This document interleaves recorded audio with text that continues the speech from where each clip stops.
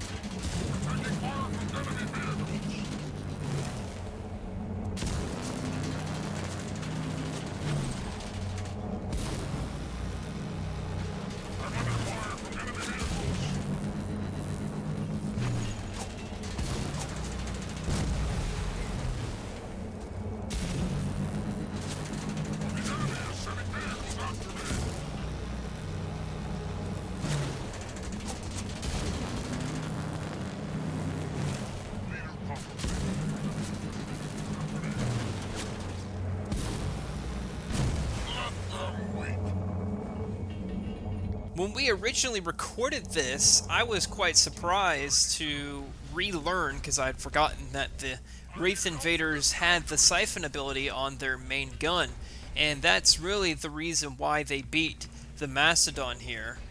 The shield did go down from the Wraith Invader, but the siphon is what kept this vehicle going, so it does have the advantage simply due to the siphon between the two vehicles. So we're going to do a full pop test between Mastodons and Wraith Invaders and see what happens.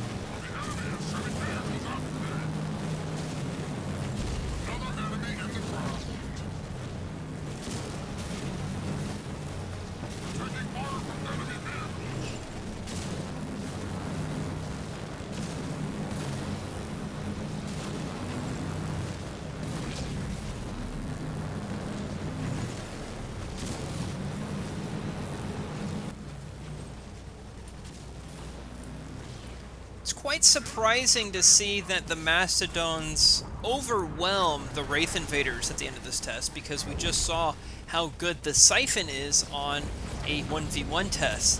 I think this is because, and we see this in Mythbusters quite often, whichever faction, whichever of that unit consumes less population usually ends up winning. And we see that again here. Wraith Invaders consume 5 population, and I believe the Mastadons consume only 3. Could be 4. I wasn't playing as Jerome in this, I was playing as Pavium, so I do forget, but it's not 5 population. So that being said, there are more Mastodons than there are Wraith Invaders, so while the Mastodons can't beat a Wraith Invader in a 1v1 battle, the difference in numbers really causes this to go in the Mastodon's favor overwhelmingly. It's quite surprising. So let's go ahead and upgrade both of these units. The upgrade for the Wraith Invaders increases the shield capacity and the damage of the main gun on the Wraith Invaders, and for the Mastodons the upgrade only improves the carrying capacity. Let's see if this makes a difference in the test.